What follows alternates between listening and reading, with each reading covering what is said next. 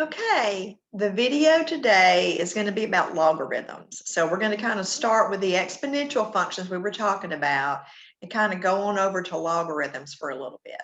So I'm going to share a PowerPoint with you like usual, hopefully. Let's see if we can get it to work. All right, maybe today will be a good day. Hope you enjoyed your day off. Okay, here's what we're going to do. All right. Let's see, making sure that it's recording. All right, we're going to talk about logarithms. Now let's go back and kind of go with where we were first. Okay, so you've got y equals e to the x. Now remember, e is just a number. All right, it's a number pretty close to 3. It's an irrational number, kind of like pi. All right, remember, pi is about 3.14. It's a little more than 3. And e is an irrational number, like about 2.71. So it's a little less than 3. So if we wanted to graph y equals e to the x, then that would be about 2.71. All right. So we would take that e to the negative 2. So that'd be 1 over e to the positive 2. Remember, we don't like negative exponents too much, so we can move it from numerator to denominator. So that'd be a little bit about almost 1 divided by 2.71. So if you round that off, you get about 0.1. Okay. If you did e to the negative 1, all right, so that'd be about 1 over 7, all right? So remember, that would almost be a third, a little bit less than a third. So I get about 0.4 if you put 1 divided by 2.71 and just round it off. Now, what if you had e to the 0? Remember, anything to the 0 power except 0 to the 0 is 1. If you did e to the first on your calculator, 2.71 raised to the first would be about 2.71. And if you took that 2.71 and you squared it, or if you typed in e squared on your calculator, you'll get about 7.4. So I went over here and graphed it. There's my 0, 1. I did 1, almost 3, not quite up to 3. All right, so a little bit below 3. Then I did 2, went all the way up a little bit past 7. All right, negative 1, I went up almost to a half, but not quite. And then I barely went up here. And so this is what the graph of y equals e to the x looks like. So notice your domain of your x values. So notice you'd have x values at negative x's, 0, you get an answer, you get 1. At 1, you get an answer. At 2, you get an answer. You can plug anything in for this power of x that you want to. So your domain's all real numbers. Now look at your range, your y numbers, but notice you don't have any negative y's down here. Okay, and then notice this graph is never going to touch that x-axis. You can't raise 2.7 to any number and get 0 for the answer. You can raise it to 0, but you can't make 3 to anything equal to 0. So it's never going to touch this x-axis. So that's why your range is 0 to infinity with that parenthesis. Remember, that means don't include 0. So your range is just positive numbers. So your y's are going to be positive. X-intercept's where it crosses the x-axis. So notice it never touches the x-axis, so I don't have an x-intercept. And the y-intercept where it crosses the y-axis, which is right there. So that's the 0.01. So with your calculator on a test, I would expect you be able to graph y equals e to the x. Just make yourself a t-table and then graph it. E to different powers, to some negative numbers, to a 0, to some positive numbers, and know that your graph's going to look like that. Now, what if I told you to graph y equals the natural log of x? Now, remember, natural log is just a fancy way of saying log with the base of e. So log with the base about 2.71. Now, if you try to put negative numbers in there, like if you went to your calculator and did the natural log of a negative 1, it's going to give you an error message. All right. So you can only do the logs of positive numbers. You can't even do if you do the log of 0, you get an error message. So when you're doing logs, whether it's with a base of e or a base of 10 or any other base, you can only put in positive numbers right there. Okay. Now, so if you put in like 1/10, so if you did the natural log of 1/10, your calculator will give you about a negative 2. If you typed in the natural log of 5/10, you'd get about a negative 7/10 if you rounded it off. Now, the natural log of 1 is 0. Now, think about why. Remember when we talked about last time, you can change log problems to exponential problems. All right. So this would mean that e to the y would have to equal x. That's kind of what you did for homework last time. You changed log problems to exponential problems. And remember, this raised to that gives you that. So think about it. All right. If your x is a 1, e to what power, put a question mark, that's a terrible looking question mark, equals 1. All right, well, see, e to what power equals 1 have to be e to the 0. So that's why the natural log of 1 ends up being 0. Okay, that's why you can't get a negative. That's why you can't have a negative number. You can't raise 3 to any number and the answer be negative. Okay, because 3 multiplied by itself is always going to give you a positive answer.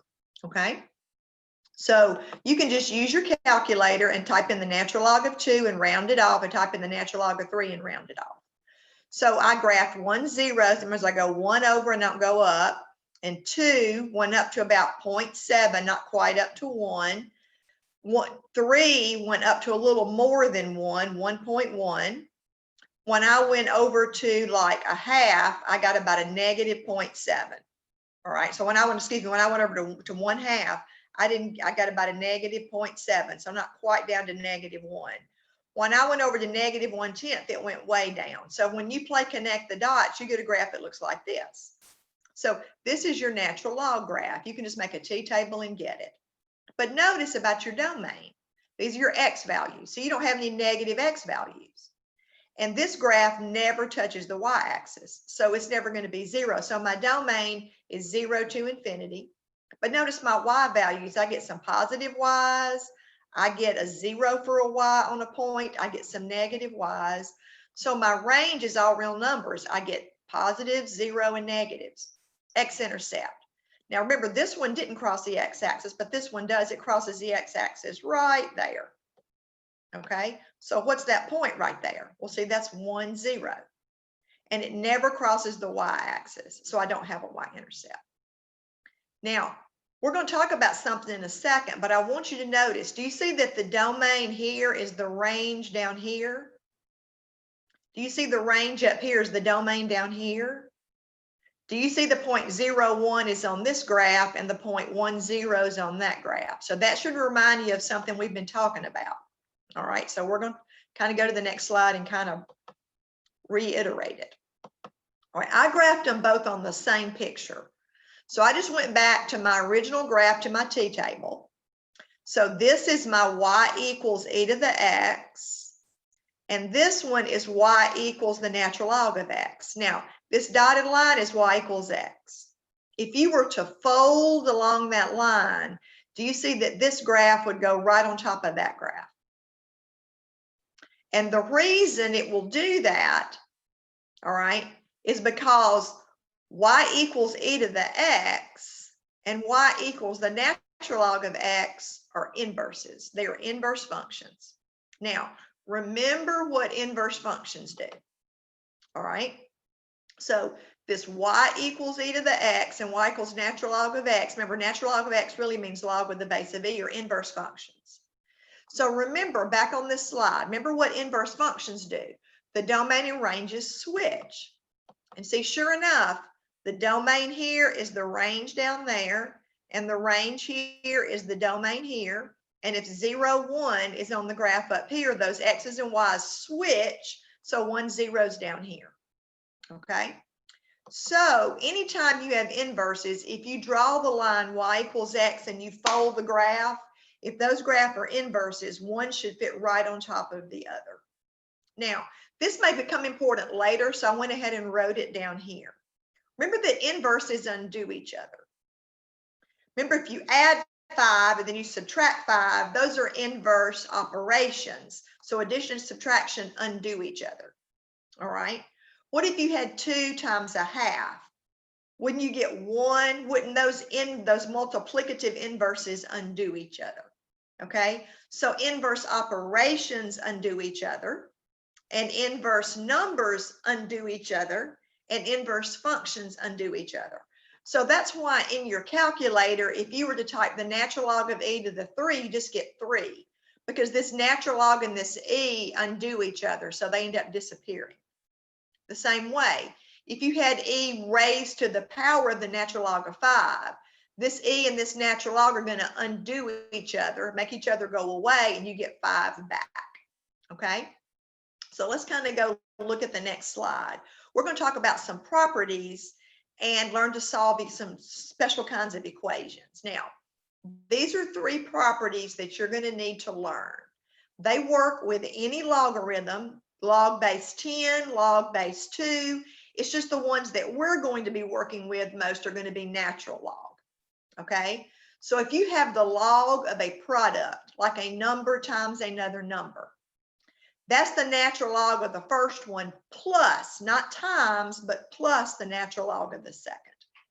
Okay, kind of is unusual.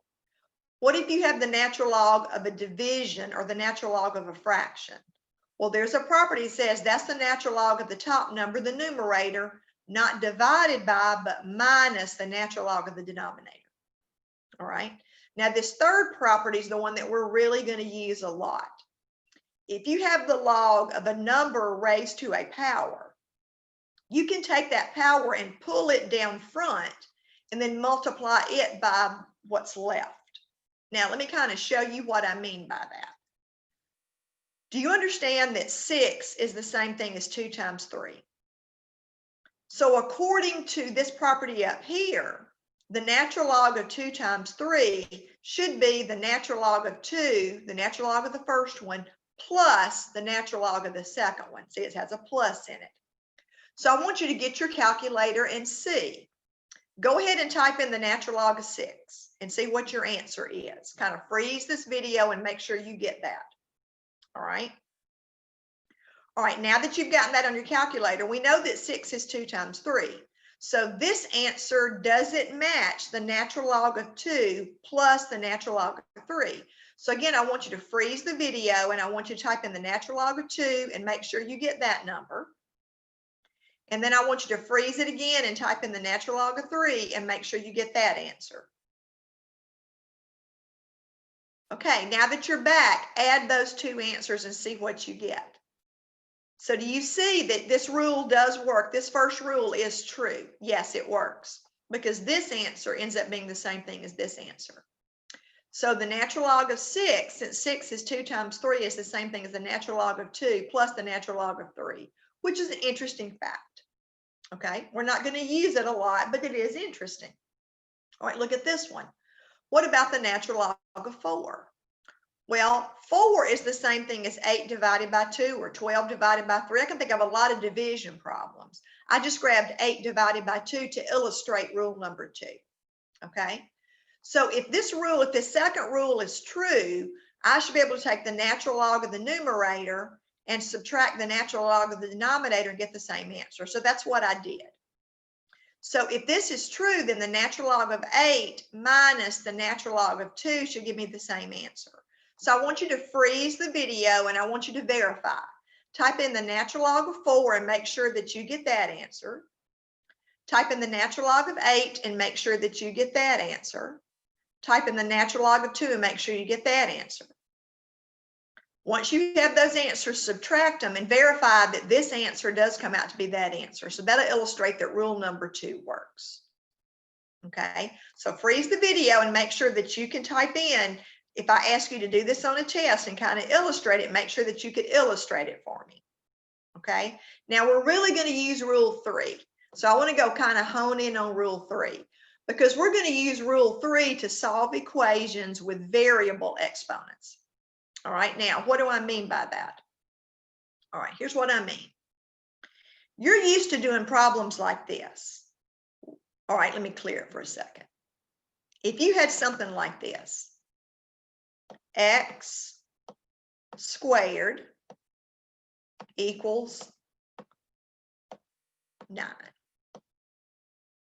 We're used to having a power that's a number. So we're used to the variable being down here and the number being up here. So we know how to do this. I would just take the square root of both sides. Okay. And so I end up getting, remember that the square root of x squared is really the absolute value of x. So I get two answers. Okay. So I end up getting a positive 3. All right. But I also end up getting a negative 3. Okay.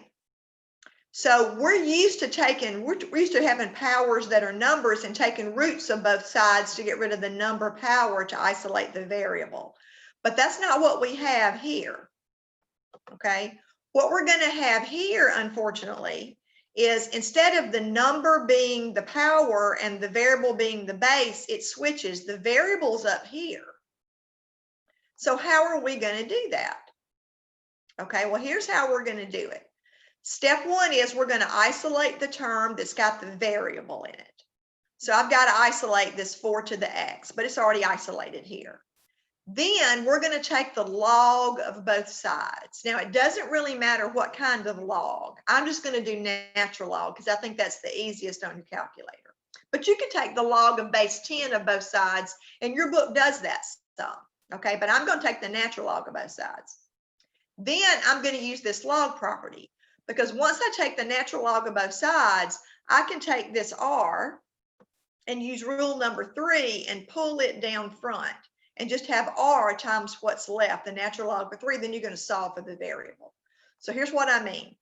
What if you had 4 to the x? Well, see, step 1 is already done. My variable's already isolated. So I took the natural log of this side and I took the natural log of this side. So I put the natural log in front of that one and the natural log in front of that one. Now I'm going to use this third rule. I'm going to take this power and I'm going to pull it down front. So that's what I did. So that x came down front. So I have x times this, the natural log of 4. Now I want just x. So I've got to get rid of the natural log of 4. Well, how do we undo multiplication? Don't we undo multiplication by division?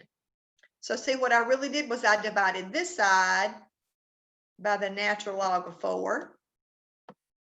All right. And then I divided this side by the natural log of 4. It's hard to type with this laptop. Well, see, those natural log of 4s, those went out and just left you x. So I've got the natural log of 10 divided by the natural log of 4. So I just typed in the natural log of 10 on my calculator and got this long approximation. That's why I changed from equal to approximately equal to. Because this is an approximation, it's rounded off as far as my calculator will go. Then I typed in the natural log of 4 and got that approximation. And then I divided them, I just rounded off. Your book's rounding to about 3 places past the decimal. So that's what I rounded to so that your answers would match the back. So see, it's not hard at all. So these are going to be my steps. All right, so I need you to freeze the video. I need you to copy these down in your notes, these steps, and copy down this example. Okay, now let's go look at another example that's got a little more work to it. Still easy. But look what I've got. Do you see that my power is up here as an exponent? Okay, well, when my power is an exponent, now go back to your notes and kind of have these notes next to you right now so that you can follow along. Okay, so step 1 said to isolate the variable. So I've got to get rid of everything except this 3 to this power. So how am I going to get rid of minus 4? So to get rid of minus 4, look what I did. All right, I added 4 to this side, so I had to add 4 to that side. All right, well, that goes out, so I'm left with 2 times this. Then, of course, 11 plus 4 is 15. Okay, now, what do I do next? Well, now I need to get rid of the 2. Well, aren't they multiplied? So how do you undo multiplication? Don't you divide? So if I divide this side by 2, I got to divide this side by 2. All right, and then this 2, of course, and this 2 go out. It just leaves me this one. And then 15 divided by 2 is 7.5, 7 5/10. So this is step 1. Isolate the term that's got the variable in it. So you got to get rid of everything else. Now look what step 2 says. Once you've got the variable with the term with the variable by itself, take the natural log of both sides. So I just took the natural log of that side equals the natural log of that side. Then you use that third step, says use that third rule, which says you take that power and you bring it down front. So that's why that 2x minus 5 came down front. Then I still had times the natural log of 3. Now, what am I going to do? I need to get rid of, I got to isolate this variable. So how do I undo multiplication? I need to get rid of this natural log of 3. So I divided both sides by the natural log of 3. So remember, those natural log of 3's go out and leaves me 2x minus 5. Then I went into my calculator and I just typed in the natural log of 7 5/10 and got that decimal approximation. And then I went ahead and typed in the natural log of 3 and got that decimal approximation. And then I divided those two and got that. So you freeze the you freeze the video and make sure that when you type in the natural log of 7 5/10, you get this number. When you type in the natural log of 3, make sure you're getting that number, and then divide and make sure that you're getting that number. Now I've got a regular algebra equation because my variable's not up in the air anymore, it's down here. So I'm back to what I know how to do. I would have to get rid of that minus 5, so I added 5 to this side and I added 5 to that side. So those go out and leave me 2x. I added 5 to this number and got that number. Then if I want to get rid of the 2, I have to divide. So if I divide this side by 2, I got to divide that side by 2. You know, those 2's go out. So verify that when you divide those, you get this. Okay? So it's not hard. It's just you have to look where the variable is. So whatever term has your variable in it, you've got to get that term by itself. So you got to get rid of everything else. And once you get rid of that, then you take the natural log of both sides, and then you bring that power down front, and then you're back to a regular algebra equation like you've always worked. Okay, so let's go look at another one. All right, look at this one. Now this one you have to kind of be thinking, because remember, all you probably see, you see a variable there and a variable there, but remember, E is not a variable here, E is a number. E is about 2.71. So I know that this is the term that I've got to get by itself. I've got to get the term that has the power that's a variable by itself. So how are you going to get rid of that plus 4? Well, you have to subtract 4 from both sides. So remember, those are going to go out. So that's just going to leave you e to the 2x. And then, of course, 20 minus 4 is 16. All right. Now, once we get the term with the variable isolated, remember what we said we do. All right, step 2 is take the natural log of both sides. So natural log in front of that equals natural log in front of that. Now, step 3 says once you've done that, take your power and move it down front. All right, so I get 2x times what's left, the natural log of e, equals the natural log of 16. Now, you can go ahead and type in the natural log of e in your calculator. Look what happens. The natural log of e is 1. Now remember, way back up here. Okay, let me kind of go back here for a second and show you. I told you this would come up later. Remember me telling you that e's and natural logs were inverses and that inverses undo each other? So when you got the natural log of e, they're going to disappear, so to speak. Well, this is why they're going to disappear. But you can use your calculator. Just type in the natural log of e and it's going to tell you 1. Well, 2x times 1 is just 2x. So I typed in the natural log of 16 in my calculator and got that decimal approximation. So how do you get rid of that 2? If I divide this side by 2, I got to divide that side by 2. So those 2's go out and I get x is this number divided by this number, and I round it off. Now, I do want to point out a couple of things. One is this. As soon as, let me kind of clear these drawings for a second. As soon as you type in and get a decimal approximation, I want you to change equal to approximately equal to.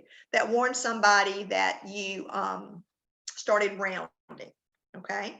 So remember what happens. If you've got a number raised to a letter, step 1 is you find the term that's got the power that's a variable, a power that's a letter, and you get rid of everything else. Once you've got the term that's got the letter as your power, by itself, take the natural log of both sides. Step 3, once you've done that, take your variable power and pull it down front, whether it's a whole expression or just a single variable. Then you got a regular algebra equation, all right? And you just solve for your variable. And these natural logs of these numbers, you can just get decimal approximations of those, all right? So make sure you got all these examples in your notes. And then I want you to go back and start trying that homework, okay? And then let me know if you have any questions. So on Monday, we'll work a few more, okay? All right, I will see you Monday morning, bright and early. Hope you're enjoying your break, your whole day off on Wednesday.